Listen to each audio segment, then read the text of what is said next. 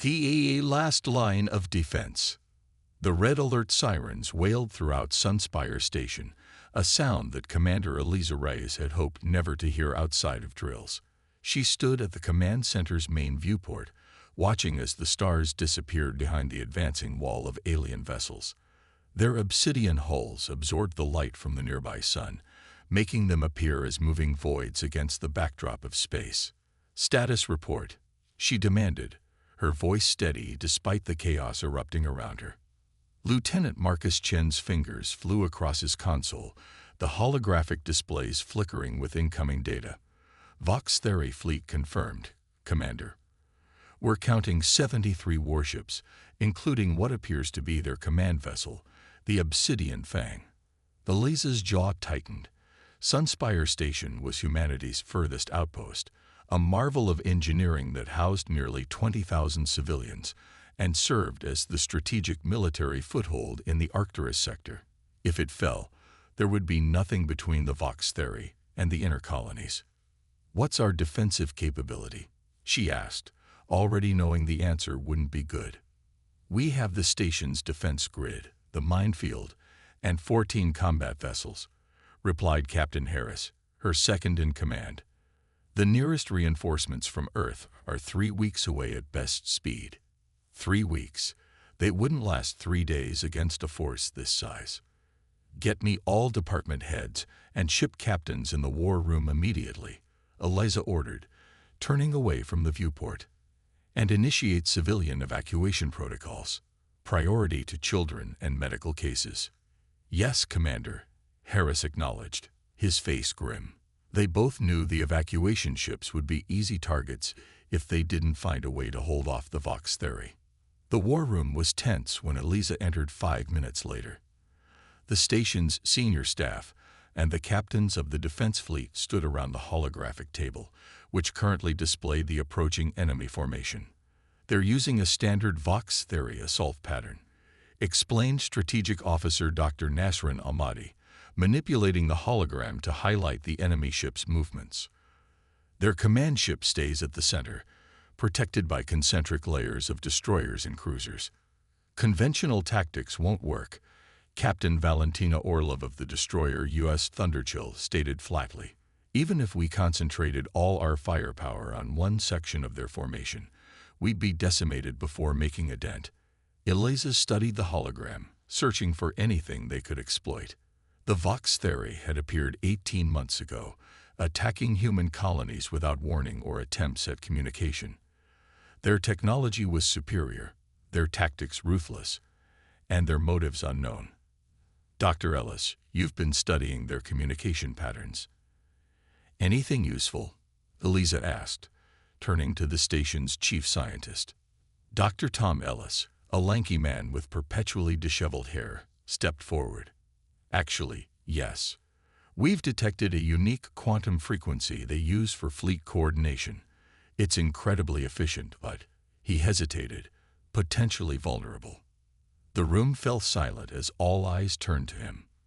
"We've developed a virus of sorts," Ellis continued, "that could disrupt their entire command network if introduced directly into their flagship's communication hub."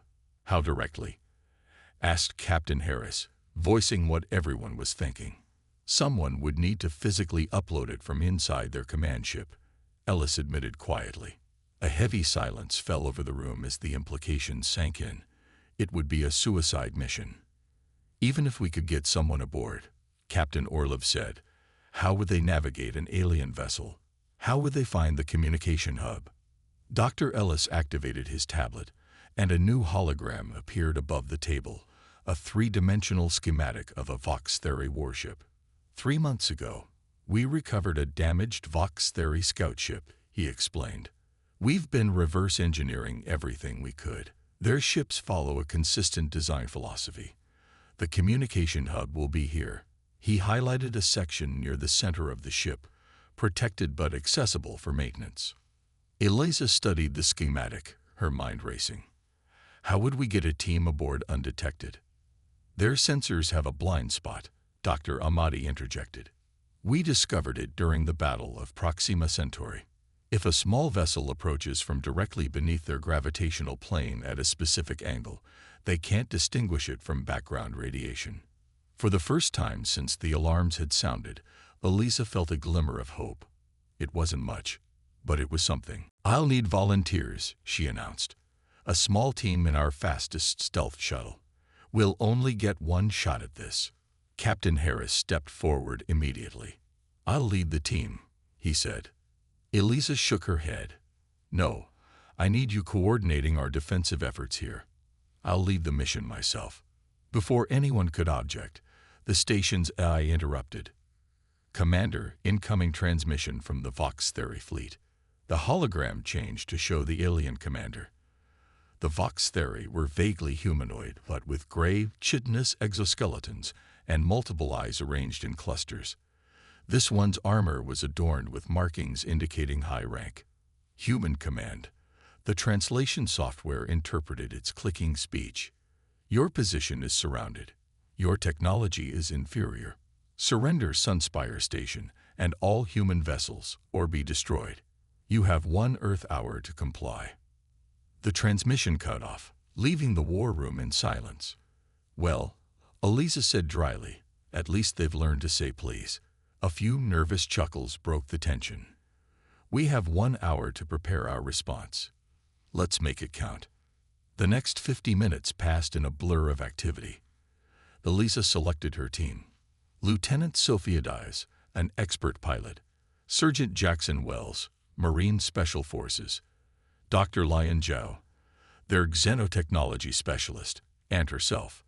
The stealth shuttle Eclipse was prepared, loaded with the virus package and whatever weapons they could carry. Meanwhile, the station's defense grid was powered to maximum, and the 14 ships of Sunspire's defense fleet moved into position. They would launch a coordinated attack on the opposite side of the Vox Theory formation when the Eclipse departed, providing a distraction.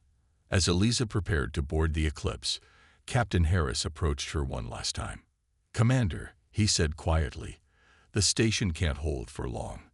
If you don't return, then make sure the civilian evacuations get as far as possible," she finished for him, "and send everything we've learned back to Earth. They need to be ready." Harris nodded, then surprised her by offering a crisp salute. "It's been an honor, Commander Reyes." Eliza returned the salute. "The honor has been mine, Captain. Keep them safe until I return." Before boarding the shuttle, Eliza made one final stop.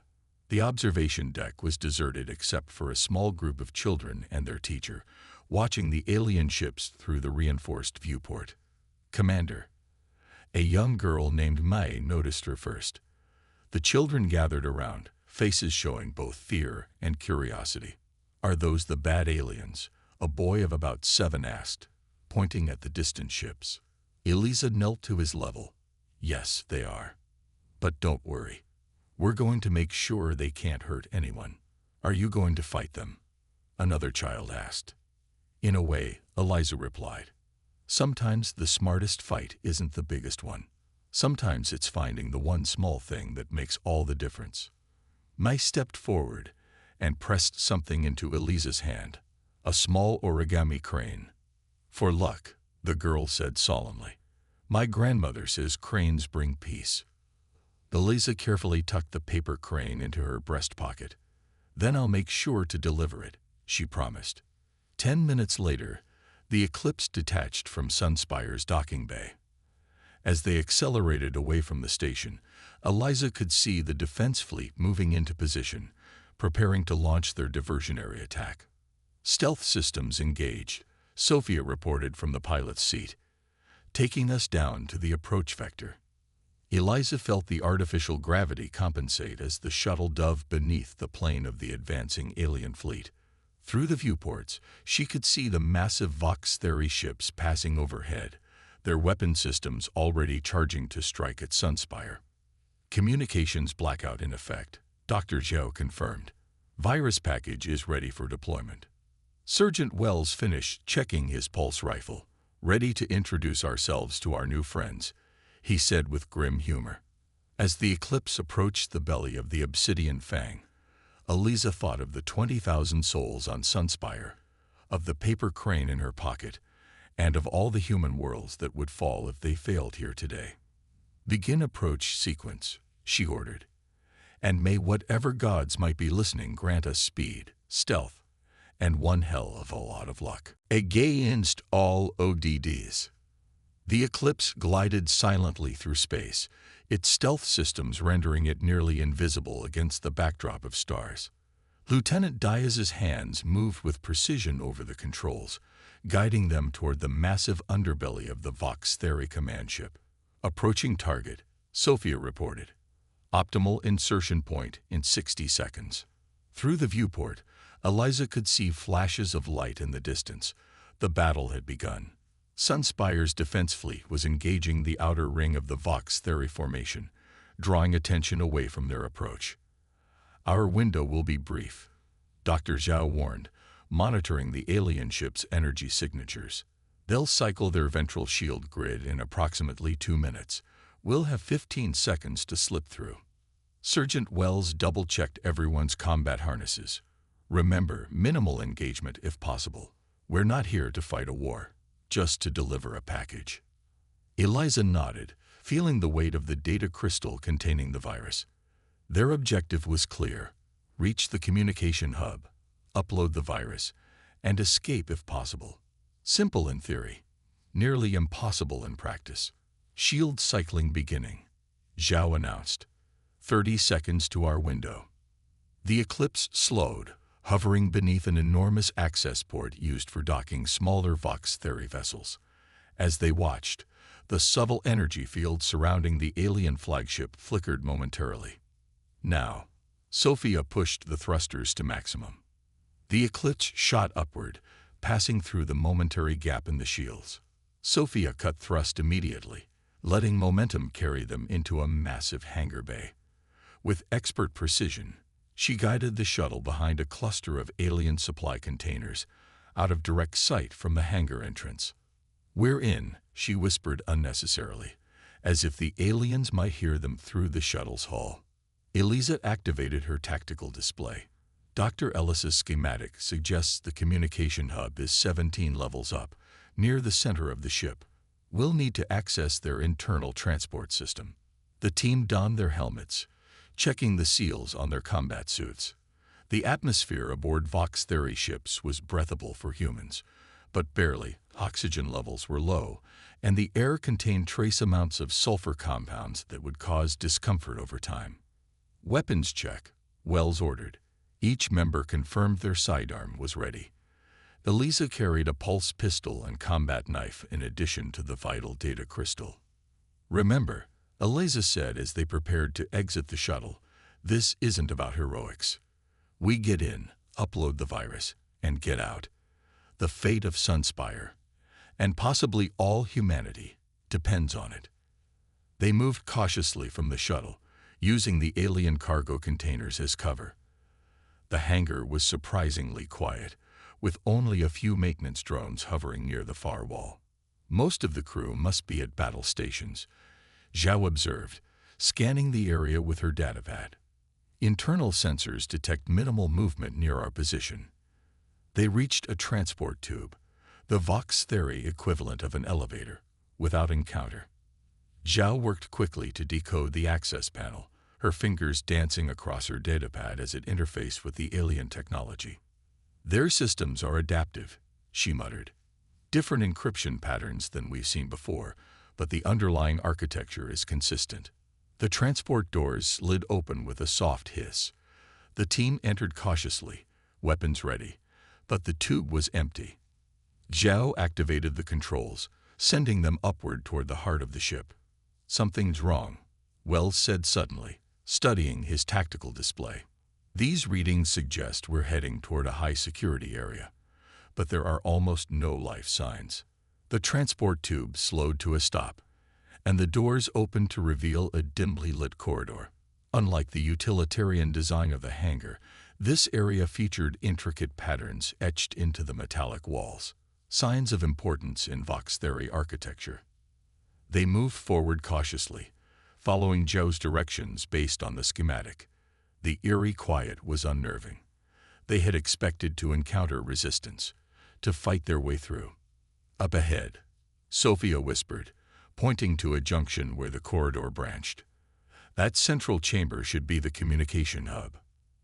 As they approached the junction, a sound stopped them, a low, rhythmic humming punctuated by clicks and whistles. Vox Thuri voices, but not battle orders or alarms. It almost sounded like chanting. Wells gestured for them to take cover as a group of 5 Vox Thuri passed through the intersection ahead. Unlike the warriors they had encountered in previous battles, these aliens wore elaborate robes rather than combat armor. They appeared to be some kind of religious or ceremonial caste. "Wait," Zhao whispered, peering around the corner after they had passed. "That's not the path to the communication hub. They're going somewhere else." Eliza made a quick decision. "Wells, you and Sophia continue to the communication hub. Begin the upload process. Zhao and I will follow them. Something isn't right here, and we need to know what." Wells nodded, though his expression showed concern. 10 minutes. If you're not back, we proceed with extraction." Eliza and Zhao followed the robed Vox Thuri, maintaining a safe distance. The corridor eventually opened into a vast chamber unlike anything they had expected to find on a warship. The ceiling soared at least 30 meters high, with strange crystalline structures hanging from above, refracting light in hypnotic patterns. But it was what lay at the center of the chamber that froze Eliza's blood. Dozens of transparent containment pods were arranged in concentric circles. Each pod held a human being. Men, women, some apparently unconscious, others awake and clearly terrified. Medical equipment of alien design was attached to each pod, extracting or injecting substances Eliza couldn't identify. "My God," Zhao breathed. "They're not just invading. They're studying us." Eliza's mind raced. These must be captives from previous attacks on human colonies. The official reports had listed all inhabitants as killed, but apparently some had been taken. "We need to free them," Eliza said, her hand moving to her weapon. Zhao grabbed her arm. "Commander, the mission. If we don't upload that virus, everyone on Sunspire will end up here, or worse." Before Eliza could respond, her communicator vibrated. Wells's voice came through, tense and urgent. "Commander, we've reached the communication hub, but we have a problem. The system architecture is different from our intelligence. Dr. Zhao needs to see this." Eliza looked at the human prisoners, then back at Zhao. "An impossible choice. Go," she told Zhao. "Help them upload the virus. That's still our primary objective. What about you?" Eliza checked her weapon. "I'm going to create a diversion, and maybe free some of our people in the process." Zhao hesitated, then nodded. "Be careful, Commander." She turned and rushed back toward the communication hub. Alone now, Eliza studied the chamber. The robed Vox Thuri were gathered around one of the pods, focused on a procedure involving the human man who appeared semi-conscious. None had noticed her yet. Eliza identified what looked like a control panel near the entrance. If she could disable the security systems and release the pods, the resulting chaos might provide the perfect diversion for her team to complete their mission and escape. She moved silently along the wall, reaching the panel undetected. The alien interface was incomprehensible, but she recalled her briefings on Vox Thuri technology. Their systems often included emergency overrides designed to prevent catastrophic failures. If she could trigger one, Eliza pulled a small explosive charge from her utility belt, barely powerful enough to damage the panel without threatening the structural integrity of the chamber. She placed it carefully, set a 10-second timer, and moved back. The explosion was small but effective. Alarms immediately began wailing throughout the ship, a sound they hadn't heard until now. The robed Vox Thuri scattered in confusion as emergency protocols activated. The containment pods began to open. Eliza rushed forward, helping disoriented prisoners to their feet. "I'm Commander Reyes, Earth Defense Force," she told them. "If you can move, help others who can't. We're getting out of here." Her communicator vibrated again. "Commander." It was Sophia this time. "We've uploaded the virus, but it triggered immediate countermeasures. The ship is going into lockdown. Head for the extraction point," Eliza ordered. "I'm bringing survivors." Leading a group of 20 freed prisoners, all that could walk under their own power, Eliza navigated back through the corridors. The ship's lighting had shifted to a pulsing red, and the previously empty hallways now echoed with the sounds of alien movement. "This way," she directed the group, consulting her tactical display. They needed to reach the transport tube and descend to the hangar level. They rounded a corner and came face to face with a squad of Vox Thera warriors. Unlike the robed figures, these were heavily armored and armed with energy weapons that had decimated human forces in previous encounters. "Back!" Eliza shouted, raising her pulse pistol and firing rapidly. The energy bursts struck the lead warrior, causing it to stagger but not fall. Their armor was too strong. One of the freed prisoners, a man with military bearing, despite his weakened state, grabbed Eliza's shoulder. "The joints," he said hoarsely. "Aim for the armor joints. That's their weakness." Eliza adjusted her aim, targeting the seams where the chitinous armor plates connected. Her next shot found its mark, and the alien collapsed with a shriek that hurt human ears even through their helmets. The corridor erupted into chaos as more warriors appeared. Eliza and the armed prisoners formed a defensive line, allowing the others to retreat toward an alternate route. Her communicator crackled again. "Commander," Wells reported, "the virus is working. Their fleet coordination is breaking down. The defense fleet is reporting Vox Thera ships firing on each other." A surge of hope gave Eliza renewed strength. They just needed to hold out a little longer. "Get to the Eclipse," she ordered. "Start the launch sequence. We'll meet you there." The firefight intensified. Eliza took cover behind a structural support, checking her weapons charge, less than half remaining. They couldn't win this fight, only delay the inevitable. "Everyone fall back," she commanded. "We need to reach the lower levels." They retreated step by step, using the ship's architecture for cover. 2 more prisoners fell to alien weapons, but the rest made it to a maintenance shaft that Dr. Ellis's schematic had identified as an emergency escape route. The vertical shaft descended through multiple levels of the ship. Using their suit thrusters to control their descent, Eliza and the survivors dropped toward the hangar level, the sounds of pursuit growing more distant above them. "Sophia," Eliza called through the communicator. "Status report." "Eclipse is prepped and ready," came the response. "Wells and Zhao are aboard with 3 human survivors we found near the communication hub. Hangar defenses are activated. We're pinned down." Eliza and her group emerged from the maintenance shaft into a corridor 1 level above the hangar.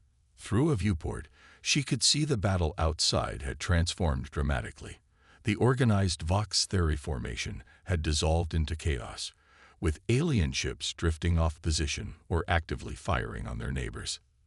"The virus worked," one of the prisoners said in wonder, watching the scene. "What did you do?" "We spoke their language," Eliza replied, thinking of Dr. Ellis's explanation of the quantum frequency virus, and told them terrible lies about each other. They reached the hangar level to find a full-scale battle underway. Wells and Sophia had taken defensive positions near the Eclipse, exchanging fire with Vox Thera warriors stationed throughout the hangar. "We need to clear a path to the shuttle," Eliza assessed. She noticed a cluster of fuel cells near a group of enemy positions. "Wells, target the cells on my mark." She synchronized her weapon with his, and on her signal, they both fired at the volatile containers. The resulting explosion tore through the Vox Thera positions, creating the opening they needed. "Go, everyone aboard now," Eliza urged, providing covering fire as the survivors rushed toward the Eclipse. As the last of them boarded, Eliza felt a searing pain in her leg. A Vox Thera energy bolt had found its mark.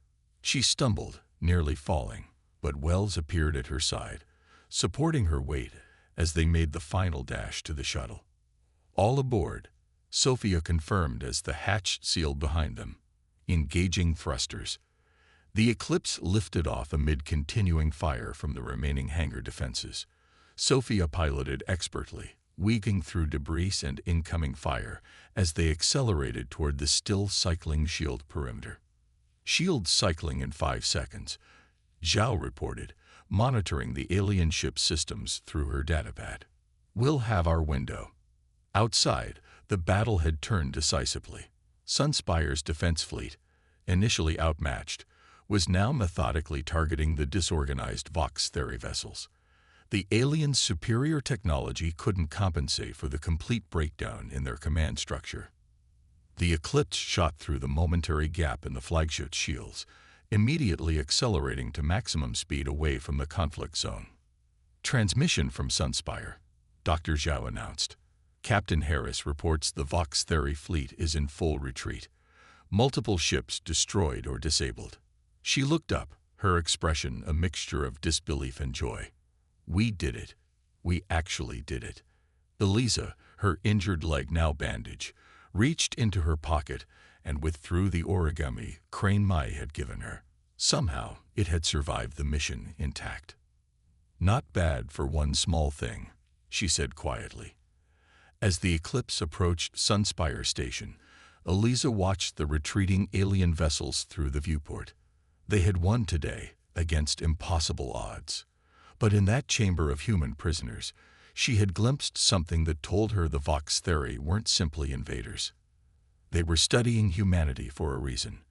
And whatever that reason was, Eliza knew this battle was only the beginning. The paper crane sat in her palm, a fragile symbol of the peace they had fought for today, and the greater challenges that surely lay ahead.